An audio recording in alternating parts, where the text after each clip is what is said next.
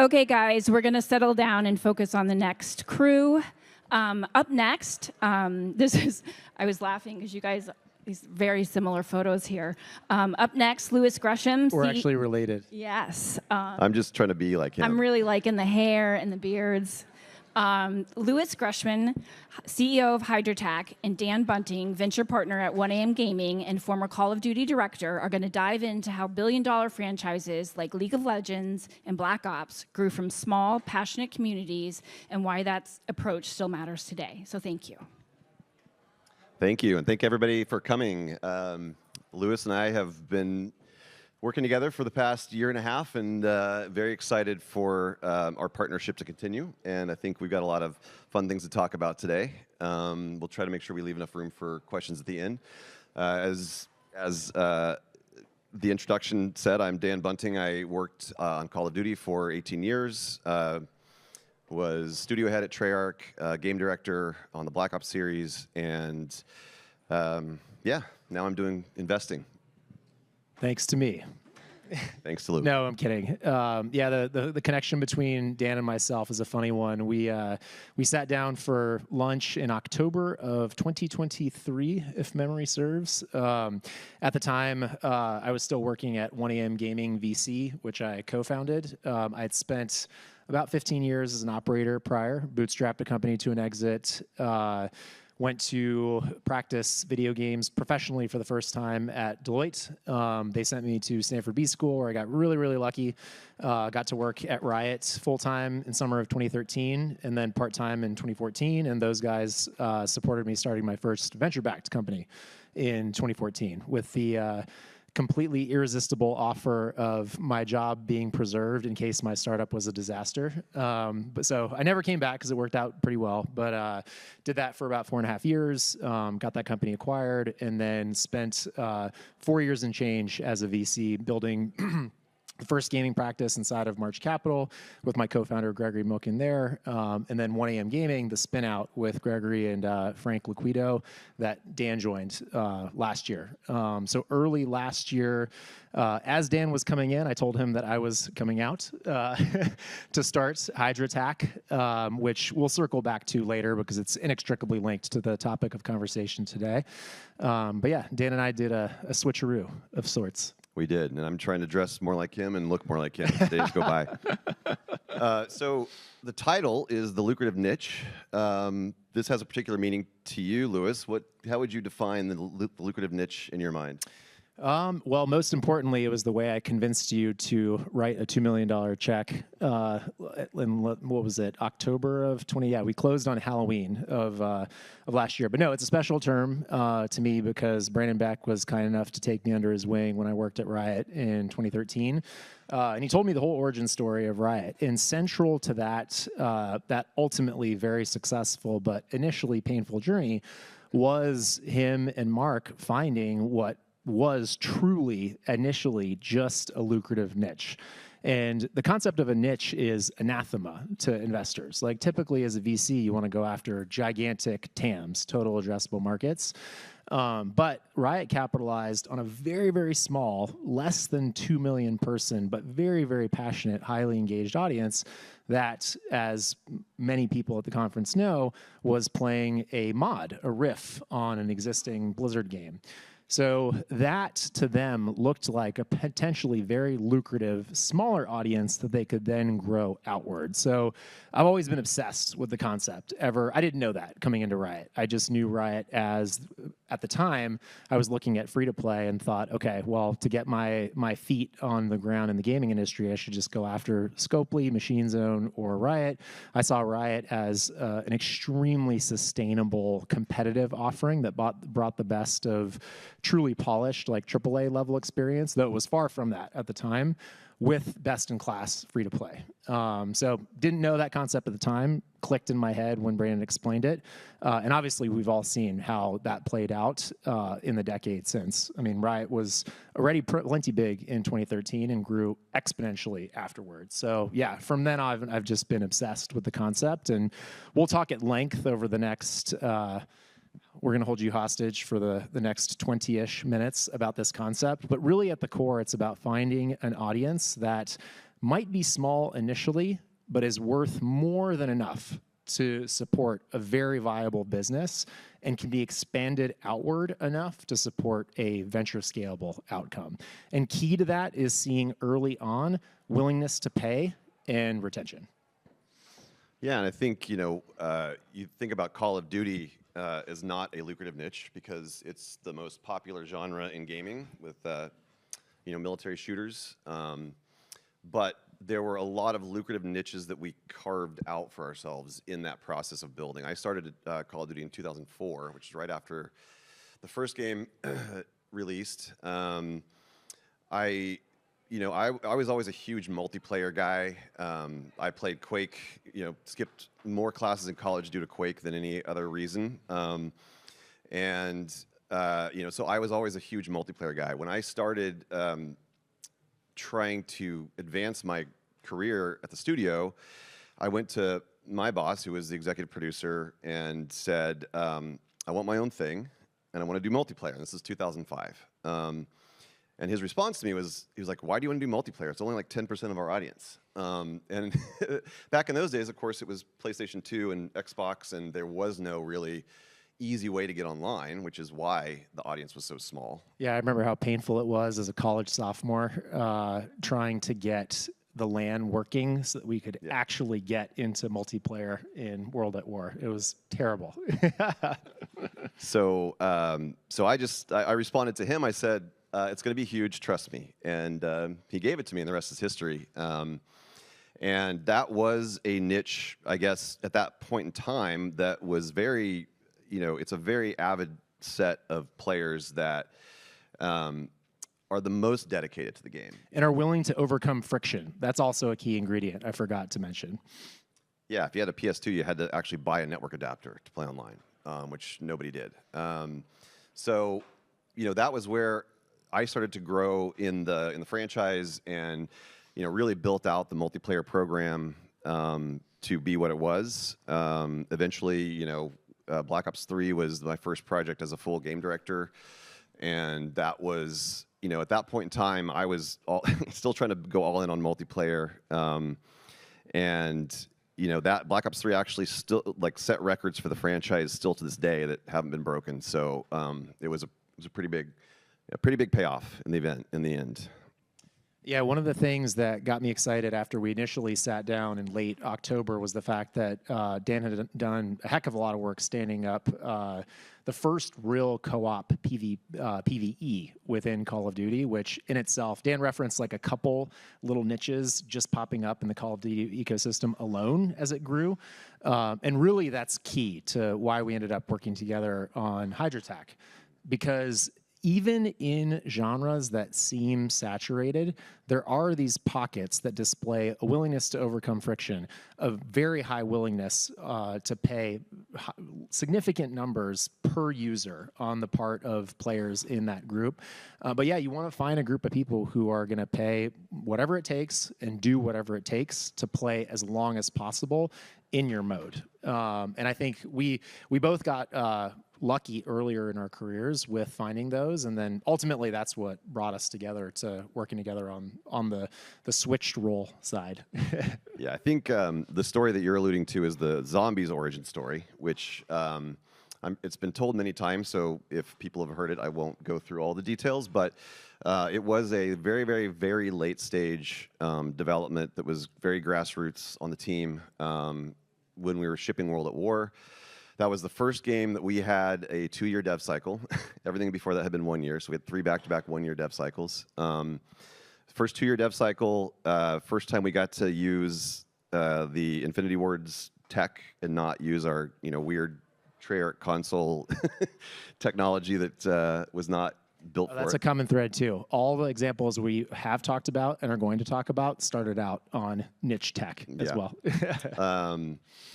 And we, of course, because we were sort of young and naive at that time, we thought we could throw everything in the kitchen sink into that game. And, it was a 2-year development that we basically squandered the first year. But we did put co-op in for the first time ever. Actually, I think it's the last co-op campaign, the only co-op campaign. But it was about halfway through development where we realized co-op Call of Duty isn't really that fun because Call of Duty campaigns are known to be these big Michael Bay, AAA, roller coaster rides, which is very hard to do when you're playing with other players. And it was about that time where it was like, the lead designer and myself sat down and decided that we needed something else to play co-op that was more replayable and more fun. And we started kind of building this sort of tower defense game mode, and then we, around May of that time, we just, he started putting together pieces of what became the zombies mode. And we had a ton of resistance. I mean, internally, nobody would greenlight it. I was actually told to shut it down, which I sat on that for 2 weeks, just enough time to make it to where it was popular enough within the team. The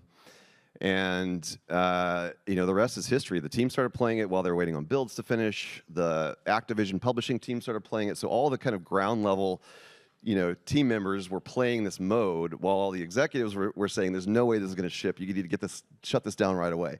And it got enough internal traction that we started getting, my studio head at the time, Mark Lamia, started championing it within Activision, and that's how Zombies came to be. And it became, such a hit after the game had launched that we just started, building a separate team out to build more Zombies experiences for DLC, and then keep going till today. It's it's still a third of the population of the game that plays it today.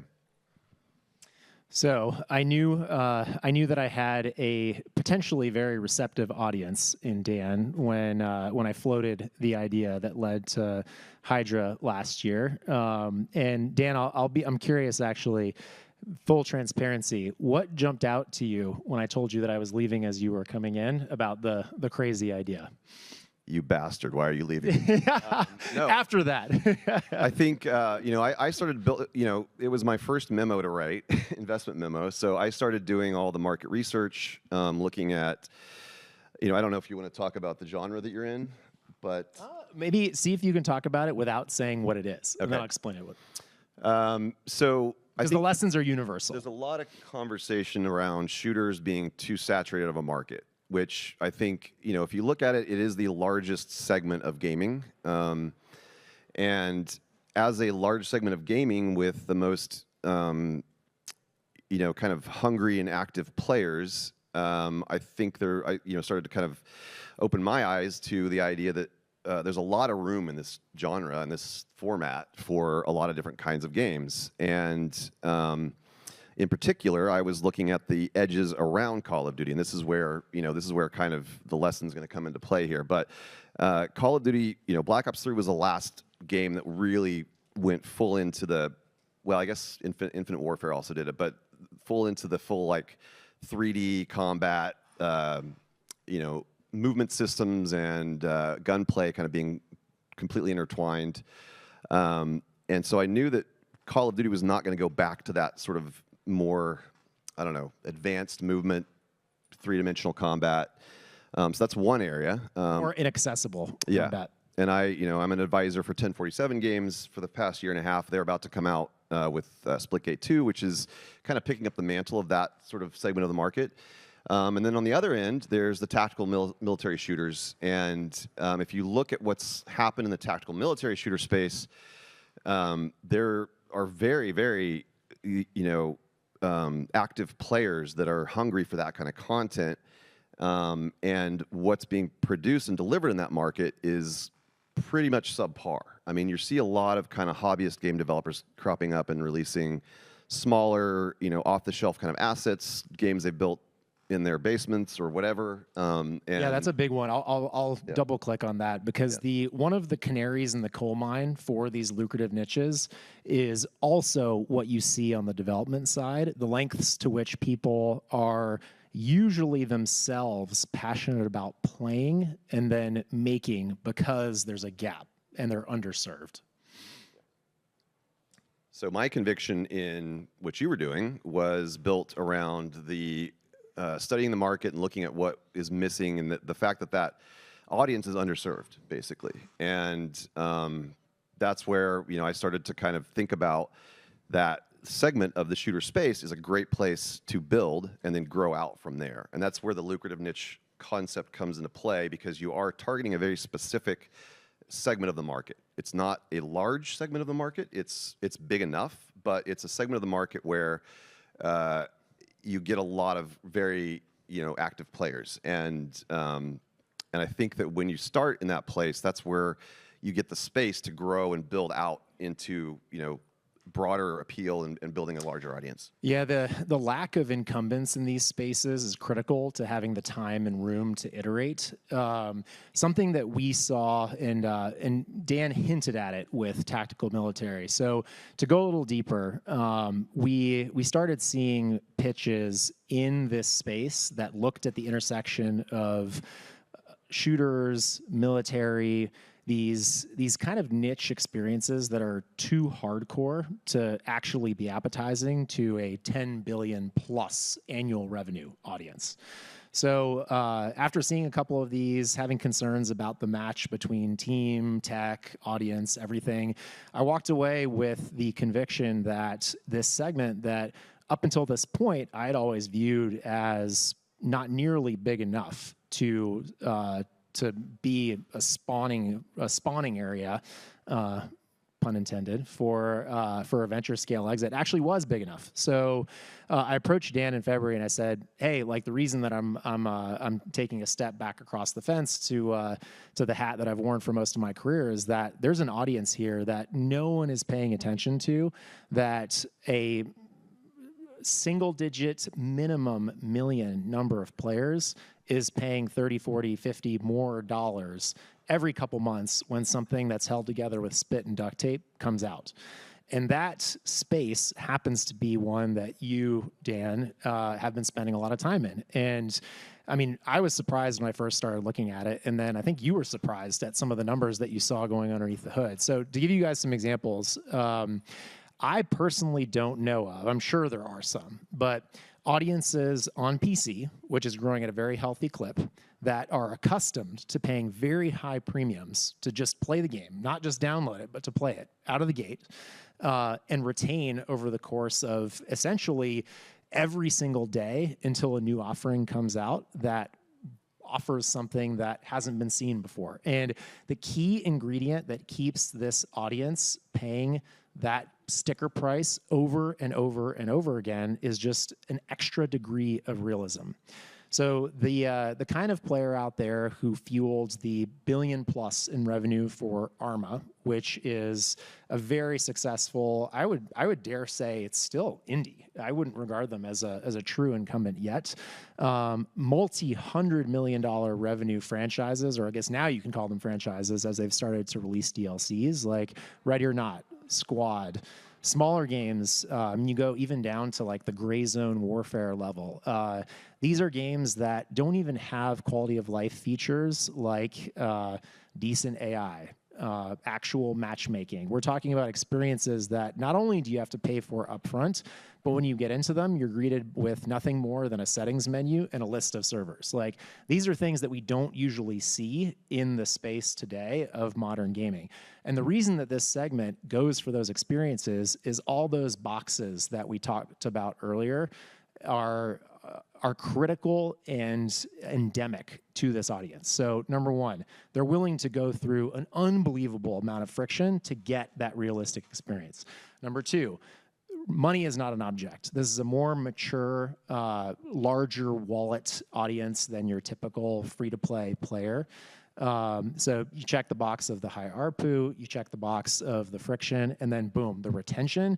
I mean, literally, like, this audience will grab the latest indie offering, go through all of the pain, and just play the heck out of these games until the next indie offering emerges that has that extra dimension. And the most attractive thing about this particular segment, like any of the lucrative niches that Dan and I have either studied or worked on ourselves, is that there's a wide open space because of the attachment rate. So when we talk about attachment rate, like the willingness of a player to stick around, like at Riot, the only metric in 2013 that the company cared about was coming back with a friend within the first week. No other metric actually mattered. In the case of, and these are slightly different from niche to niche, but in the ultra high fidelity, realistic, painful milsim, the metric that matters post the initial wallet share, I would argue, is the number of players who have purchased more than one title. On average, it's 4 or 5 in this space. So this is a hallmark of a player that still isn't being given what they want. So they will literally buy whatever comes out every 6 months, 12 months, whatever, and pay that initial sticker price. I think the most egregious sign of there being an opportunity in the space is at the low end of the spectrum, when you see a genre where the most limited featured game, like raw technical demos, can still make $30 million. Almost the inverse of what you usually look for as a VC.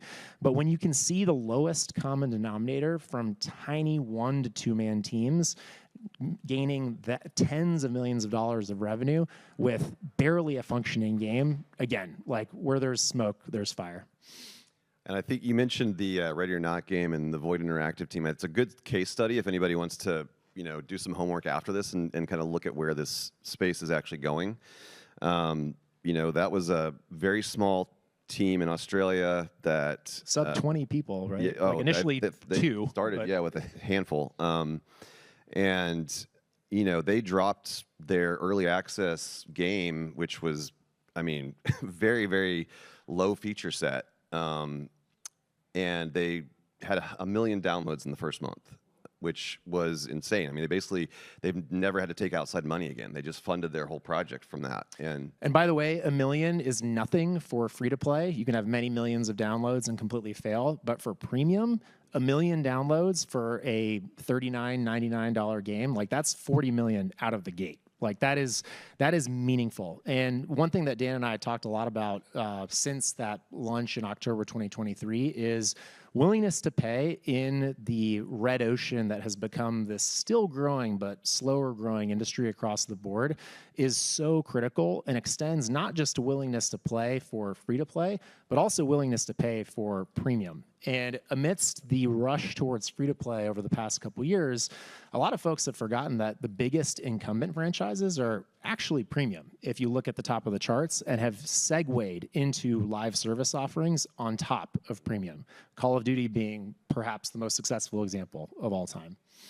Yeah, and back on the Call of Duty point, I talked to a lot of founders and investors and teams that are trying to build their own games and studios. And whenever I hear the words, I want to go after Call of Duty, I'm like, just stop. That's not the way to do it right. The way to do it is just like in any venture-backed industry, you have to find a backdoor. You have to find a way that is you can carve out a niche for yourself that you can grow out of. You can't go take on the incumbents head on. It just doesn't work. You're going to get outgunned every time. Yeah, you need that audience that checks all those boxes needs to be willing to evangelize with you. Otherwise, you still get stuck in that niche. And one thing that honestly really does help and is extremely difficult to find is a way in which to not only target that space, but find an unfair advantage to get you out of the gate faster. So, obviously, or maybe not as obviously because it's been so many years, the way that the Riot founders did it was by getting the core team from the Dota mod. A lot of those guys came on board out of the gate and joined Brandon and Mark after they'd raised their friends and family funding. In our case, we simply went after the best indie team in the space that had shipped a very well-regarded but small indie tactical shooter. And Dan and I actually did a bake-off. Like, we tested the thesis of where the best place to find the builders here was, and we threw some of the best folks that Dan had worked with on Call of Duty with folks from that I'd seen in the indie shooter scene. And Dan, to his credit, did not have any hubris about the fact that the indie guys came in absolutely guns blazing. And I think that's a story that you see time and time again. I like the small, scrappy indies. Yep. And I think every single success case, if you look at the top grossing games year after year, something like 80+% of revenue in gaming is driven by franchises that are, Tien probably has the best stats on this, but by franchises that are like close to a decade old or something. So the guys often that have the highest chance of eating away at those audiences and that wallet share often come in from the outside. So yeah, we did end up going with the, as Dan called them, the scrappy indie guys. And I think it's going to pay off. So one thing with the time that we have left, so we've got a matter of minutes.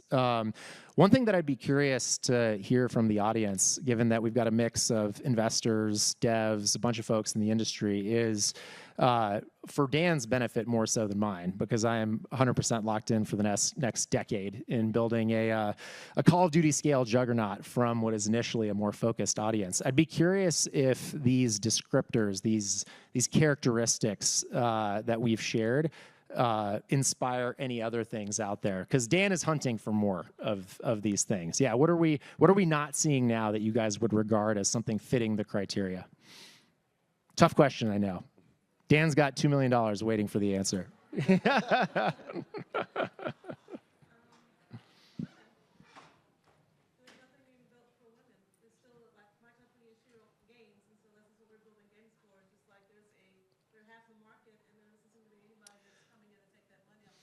This is a good, so I actually want to talk about this. I've had pitches from a couple of different female founders who are building games in that space. And they have found their very lucrative niche of a targeted audience that's very female-oriented in sort of interactive fiction and romance.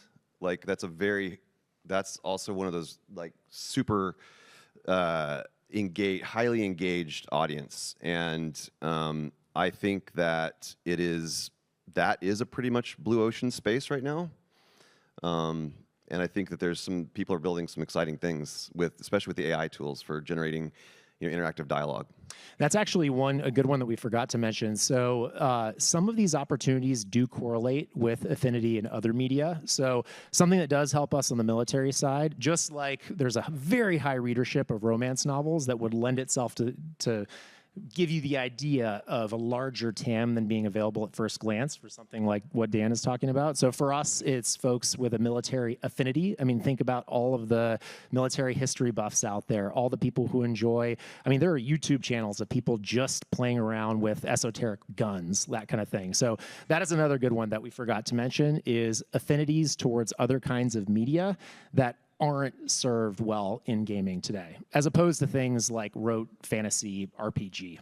Yeah, and I think I would add to that also, just as advice to founders and people who are trying to build their own thing, is a lot of game developers get stuck in the trap of thinking in genre terms. And I think that where the opportunities lie are the people that are thinking different. They're not thinking about a genre mix-up of this plus this. They're thinking of, what is an audience out there that's hungry for this kind of experience that hasn't been tapped into yet? And that's, I think the romance novel kind of example holds up really well there, where that's something that is, it is ripe for the taking, if you can build it and be successful. All right, buzzer beater. One final question, comment, curiosity.